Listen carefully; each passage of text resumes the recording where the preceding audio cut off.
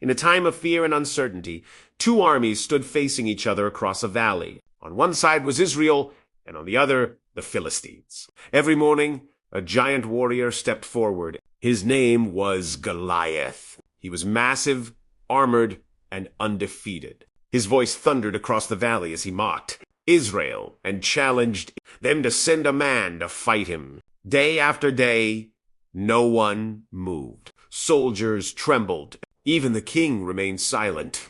Meanwhile, far from the battlefield, a young shepherd named David was tending his sheep. He was the youngest in his family, overlooked and underestimated. When his father sent him to bring food to his brothers at the camp, David heard Goliath's challenge. But instead of fear, something else rose in him, faith. David could not understand why everyone was afraid. To him, this was not just a giant. This was a challenge against God. David spoke boldly, declaring that the same God who protected him from lions and bears would deliver him from this enemy. When the king heard of David's words, he called for him. David stood before the throne, small and unarmed, yet confident. The king tried to dress him in armor, but it felt heavy and unfamiliar. David removed it and chose instead what he knew best, a sling and 5 smooth stones. As David walked toward Goliath, the giant laughed. He saw only a boy, weak and unthreatening. But David did not see a giant. He saw an obstacle standing in the way of God's honor. He declared that the battle did not belong to man,